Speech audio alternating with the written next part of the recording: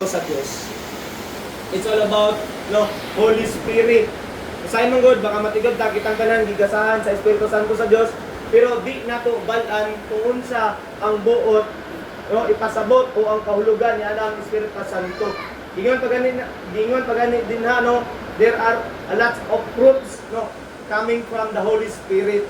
So kani siya nadungog nato sa libro ni San Pablo kasi nagasangyaw sa maayong balita bahin sa Espiritu Santo sa Dios ngadto sa mga katawhan sa Corinto. So kung atong basahon ang sumpay niini the fruit of the Holy Spirit, gingon din sa 1 Corinto kapitulo 2 bersikulo 19 hangtod 20, gingon din wala ba kamo masayod nga ang inyong lawas mao ang templo sa Espiritu Santo nga nagpuyo diha kaninyo o nga gihatag sa Dios kaninyo. Dili kamo ang tag-iya sa inyong kaugalingon kundi ang Dios. Gipalit na kamo niya. Busa gamita ang inyong lawas alang sa himaya sa Dios. In fact, God has given us life. Ingon ko na, there are three persons, tulo ka persona sa usa lamang ka Dios, God the Father, God the Son, and God the Holy Spirit. So kung imuha ning pangitaan og supporting verse sumpay na itong atong mabasa sa Galatians kapitulo 5 bersikulo 22 hasta 23 apan ang Espiritu naghatag sa gugma, kalipay, kalinaw, pailog, kaluoy, kaayo, pagka matinud-anon, pagka makaubsanon, o pagka mapinugganon sa kaugalingon. In fact, those are the fruit. Kumbaga mo to siya ang bunga sa Espiritu Santo nga angay mabatunan sa tao. Kumukunsad kinato ang Espiritu Santo sa Dios, unsay gingon din una paghigugma, pag-ibig. Ipasabot din nga higugma. Di ba gipadayag sa Dios nga gikan sa napulo ka sugo gihimo na lang nga duha. Higugma ang Dios sa tibok natong kinabuhi, di ba? Sa tibok natong kasing-kasing, higugma ang imuang isig ka tao sama sa paghigugma sa imong kaugalingon. In fact, it's all about love. So ang pangutan nahigugma ba kita sa Dios? Usay ang tao hipokrito kayo. Kung pangutan kung unsa ba gyud ang prioridad nato sa kinabuhi, sometimes we proclaim that this is it's all about God, Diyos. Pero pangutan sa adlaw nga pagsimba, kay nagkadayaman ang ato ang sekta, umay simba adlaw Sabado, adlaw Domingo, ang pangutan naghalag ba kita kaugalingong panahon para sa pagsimba kaniya. Usahay wala, Sometimes people are very hypocrite. Balik ko nako, reminders lang ang ato ang kinabuhi gipalit na sa Dios. So ngayon paghigugma ngadto sa Dios. When we love God, kanang naay certain points sa atong kinabuhi nga makaantigo ta nga makahinuklog nga akong kinabuhi hinorman na sa Dios. In fact, angay natong ihalad balik ngadto sa Dios. Ikaduha nga giingon din sa fruit of the Holy Spirit, ang gitawag kalinaw, peace. Loyo sa dagan sa ato ang kalibutan nga puno sa pagsulay ingon man sa kalamidad, sa kagubot, adud na bay kalinaw din ang ato ang kaugalingon presensya ngadto sa Dios. Kumbaga nabay peaceful ang ato ang dagan sa ato ang una-una nga despite nga maka-experience kita og circumstances kalisdanan sa kinabuhi, adud na bay matawag nga sandiganan sa kalinaw nga mao ang Dios. In fact, even the Bible itself, it's written ang tanan ng mga katalagman mahiaguman sa tao. In fact, kung ang inana nga pagtulunan ato ang i-apply sa atong kinabuhi, dili kita ang madlok sa agubot, sa linog, sa baha. Kaya man it's written. Lumabot ang panahon na matagamtaman sa tao. So in fact, there is assurance sa gihatag ang Dios sa atong kinabuhi. Na adunay salvation kaluwasan nga atong maangkon. Diba? So kung ato nang kung anong punto, kung dili kita angay mahadlok din sa atong temporaryong kinabuhi. Kaya naman, may endpoint ang tanan. Ang atong endpoint dito magtanan diabot sa lubnganan. So karon ang reason nga nata dinhi sa kalibutan is to perform Kumbaga, unsa ba ang gihatag na authority sa tuwa sa Ginoo, which is to proclaim, to proclaim and preach, the holy gospel, sa pagsangyaw sa pulong nga maka-convert or maka-babag-o, dina sa kasing-kasing sa tao. Duha ra man kasi ang tao din sa kalibutan, maayo og dautan. So hinaot nga makita nato ang tinuod nga kalinaw dina sa presensya sa Dios. Ug ingon din na sa ikatulong nga bahin, pailog or pasensya. So kung pangutan-on kita, kinsa may nay problema dinhi. Literal kitang tanan, when we say problem, it is inherent. Kung ingon kita inherent, permanente. Sa daadlaw ng pagginawa, sa daadlaw ng pagmata, sa atong pagpaningkamot, sa atong pagpanginabuhi, luyon ni ana adunay problema. So sa luyo sa problema, kung sa himo natong pundasyon nga kita makantigo, nga makiglambigit sa mga suliran sa kinabuhi. Ingat na ganit nila, ang taong gipit, kay Kristo tumakapit. In fact, balik ko na ko, dili ningon nga kaugalingon or personal strength. It's all about strength coming from God. Ang tao dili mabuhi kung wala ang Dios. Titiran na siya. Ang tao dili angay magkinabuhi nga wala ang Dios. So about connection, dili na to pwede i-disconnect atong kinabuhi kadto sa Dios. Kay anong man, God is the source of our everything. When we say everything, tanan nga gikinahanglan sa tao, even the abundance life na atong gusto, mga kaptangan atong gustong kabuton, nga gina-anticipate na akong mga butang, gikan na sa Dios. The fruit of the Holy Spirit. Next, gingon din na, kaluoy. When we say kaluoy, be very merciful. Ang pangutan na, nila sa atong kinabuhi, anabay, porsyon sa atong kasing-kasing, na makita nato, nga adunay Dios diya sa atong ginabuhi, pinagi sa atong pagkamang ginuluyon. Nga kaluoy. Kung makita na to sa ato ang sosyedad, sa komunidad, ingat pa kanila, life is unfair to be fair. Di man pwede nga tanang tao dato, di pwede tanang tao pobre. In fact, balance na siya. Sa pangutan na, dito ni Ana, ang ato ang kinabuhi, adun na ba'y kasing-kasing na maluoy kita sa uban. Imagine, okay, ang atong kahintang, natay puloy-anan, makakaon kita 3 times a day, nakapay snacks, kung wala kita napas mo. Pero kung atong paano base, kung natawon nimo, ang realidad, daghan yung mga kaigsunan natong mga kabos, labi na itong mga walay puloy-anan, nagpuyo lang sa ilalong sa tulay, sa gilid sa kalsada, less fortunate people. Usay, makaagit na makita na to sa dalan, kung makaantigo ba kita nga maluoy sa ilang sitwasyon. Maluoy kita, pinagi sa pagka, kinasing-kasing gayud na maluoy, nagikan sa Diyos. Makayon ka nga kung ako ang ana silang sitwasyon, kung sa kaya ang ako ang buhaton. So na siya, kung baga, ngayon man nila, na dapat, ng tao na to ang sitwasyon, nasama kanila. So, what if kita ang nasa ilang sitwasyon? So ang gusto ipalabot sa atong Holy Spirit, ang atong Espiritu Santo, ang mugiya, ug bukonsan ka nato, nga adun na kita'y katapos, nga kita maluoy ngadto sa uban. Sulod ni ana, kaayo. Nakita ba sa atong kinabuhi, nga Kristohanon, nga kita maayo ngadto sa uban, ihemplo sa uban.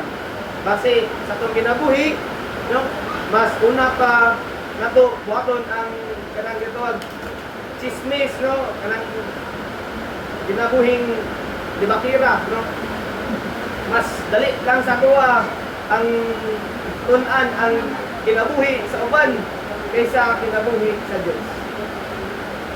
Ingon ra, kaayo, ingon din na nga kita angay, makiglambigin sa atong isig katawo nga atong paglantaw fair, pantay.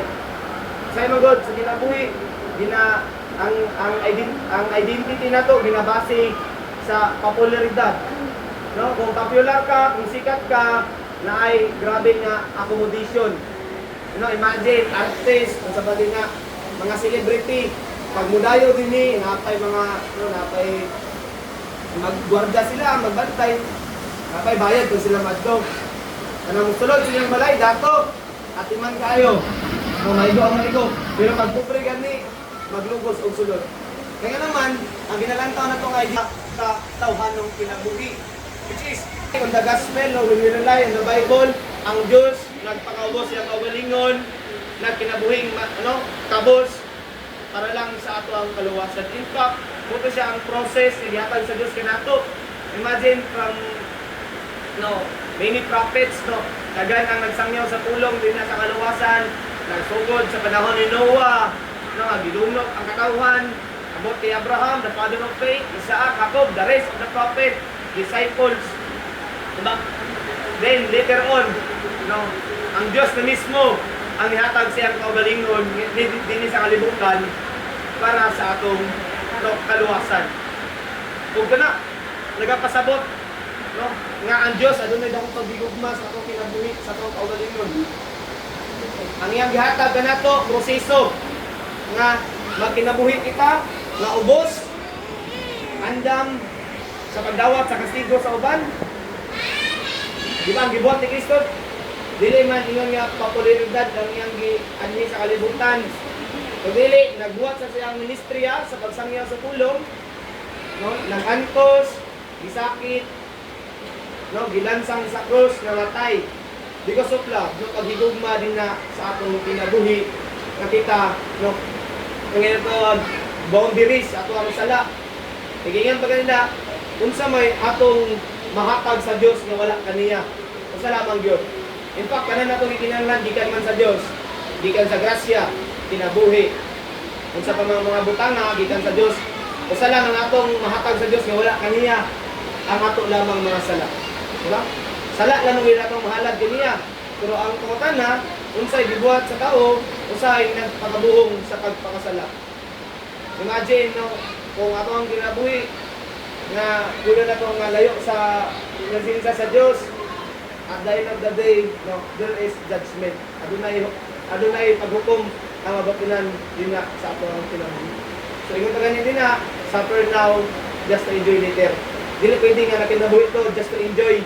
Kaya ipasabot din na sa itong Biblia, angay kitang mag-antos bago kita masantos. Kung atong anticipation, butang din sa kalibutan, there's a big difference between abundance life and eternal life. Abundance life, puno ka sa kaptangan, aduna kay mga butang. Pero ganyan dra, what is the benefits of gaining the whole world but forfeiting your soul? Kung saan may kabuslanan sa butang, kung kini makapalayo ka nato sa presensya sa Diyos.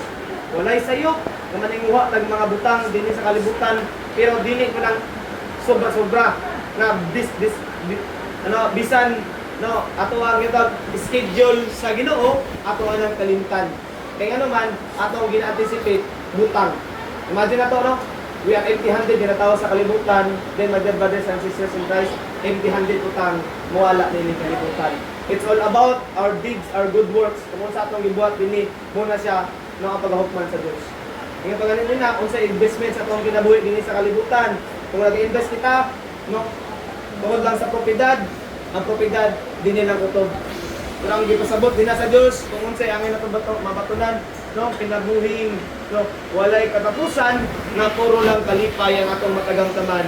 Imagine, dahil gusto mapalangit, pero ang pangutan na, ang schedule ba nato sa Ginoo on point ba? Tanan man ta makasasala, dili man ta perfecto, Pero ginapasabot din na sa Diyos that even God Himself, God is very merciful, andam sa pagpasaylo sa mga tao. Di na sa ato ang mga sala. Diba? It's all about fruit of the Holy Spirit.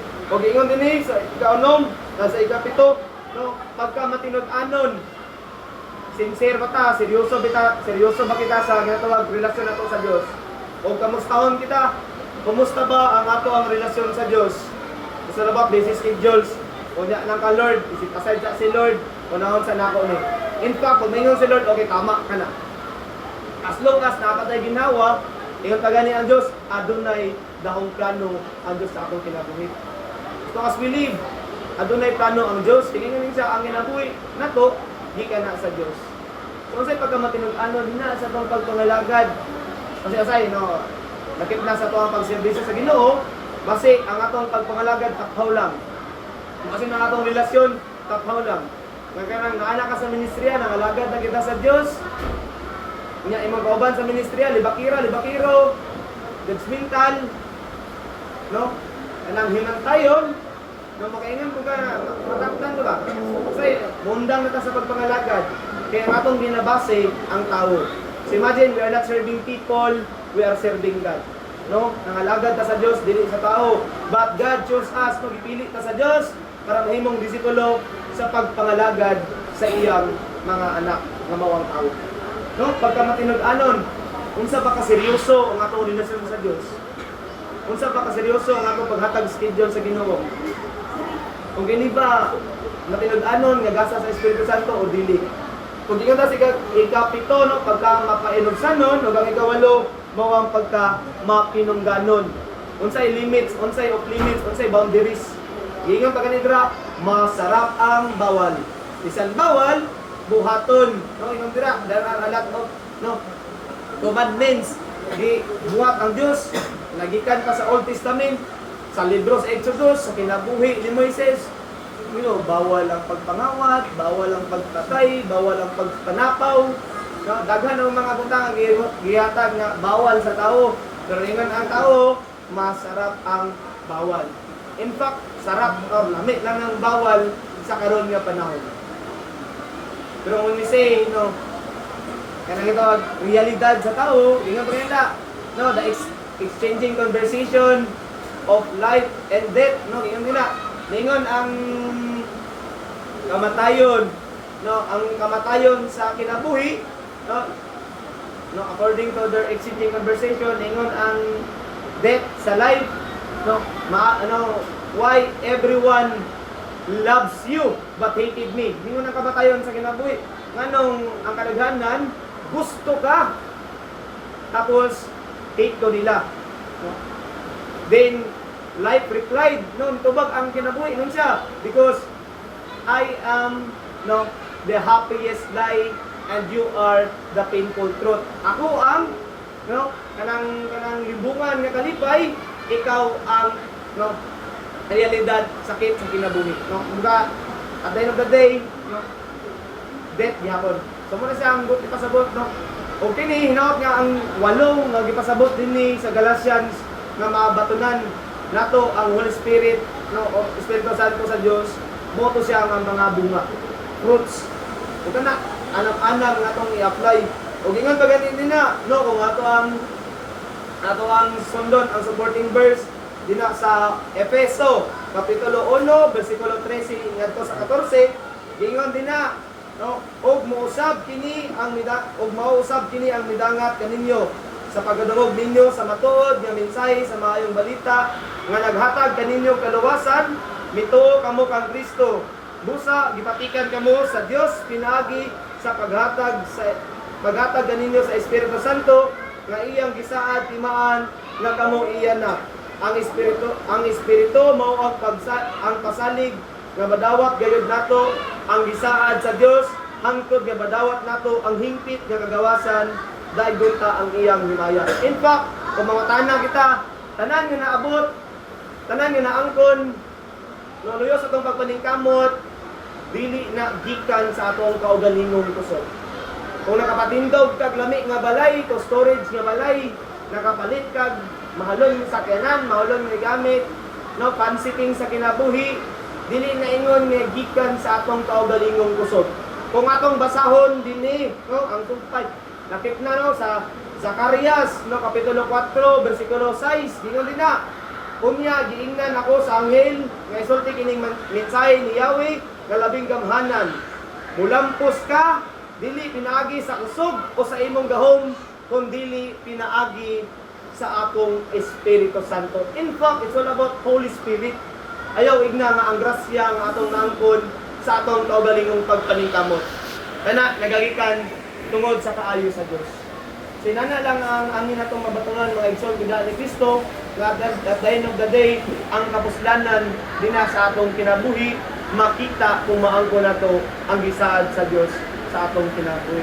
It's all about gift of life, gira eternal salvation. Kung kana ato ang masayran, o anam-anam, na atong makatunan o angay na itong ipatibabaw nga mukunsad ka nato ang Espiritu Santo sa Diyos. No? Imagine our gospel no atong ebanghelyo karon nga haponon no.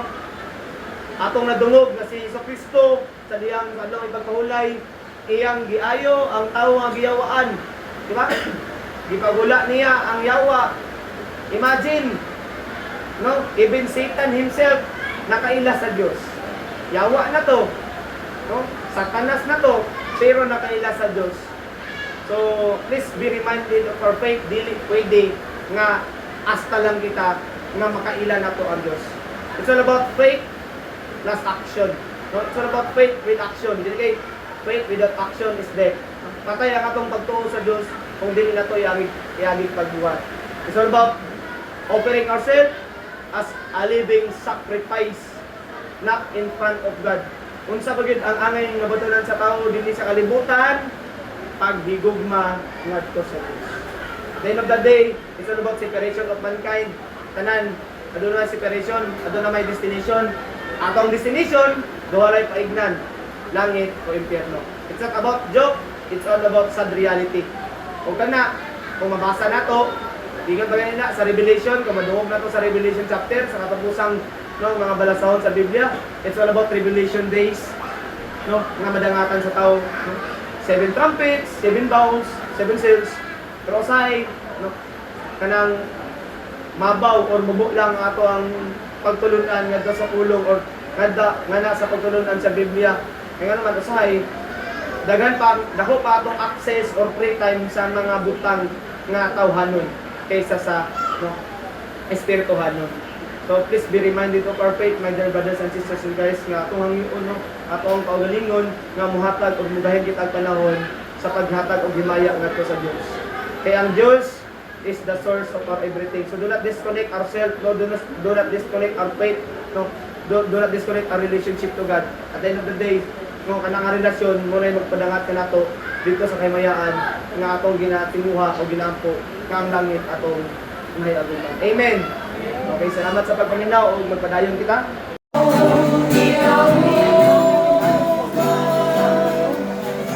Salamat sa atong Ginoo sa imong pagkatao.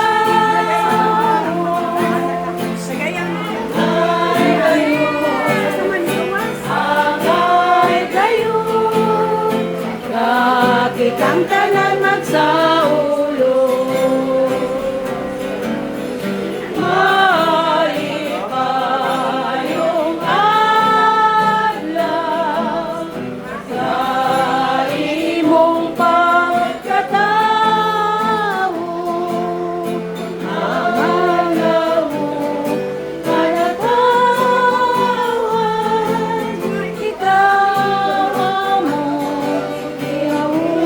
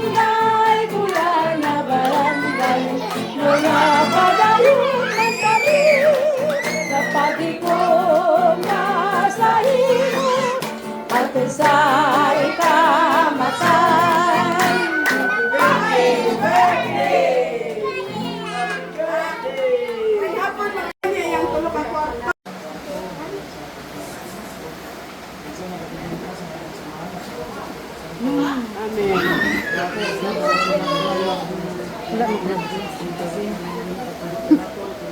Oh, wala na. Dili man yun. Ay, so.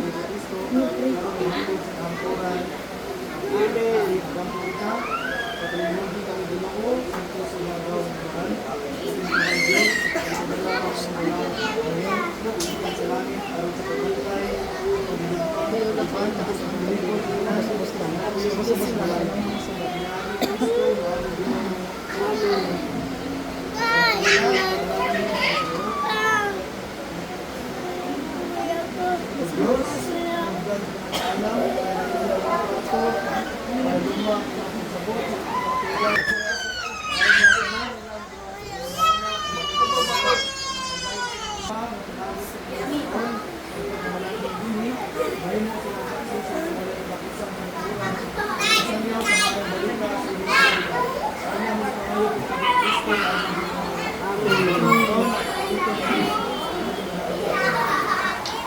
Nalaman na kasalanan. Pagdagan na Nalaman mo. Oo naman. matuman ng pag-uwi sa iyo kami sa ang kalaro namin sa matagad lang. Natay ka na mo. Kung pasaylo ang kami sa amin. Tingnan nga rin nakasaylo kami sa pagkakanang. O gawin ko ni sa panay. Inuwan ko sa kami sa kapatid. Maria ka Maria, puno ka sa Diyos. Ang gawin ko sa nakakalaman. Mula ka ikaw sa babae na kami. Mula ka sa pangbunga sa diyan ko ng Jesus. Santa Maria, inahan ka sa Diyos. Isang Sana.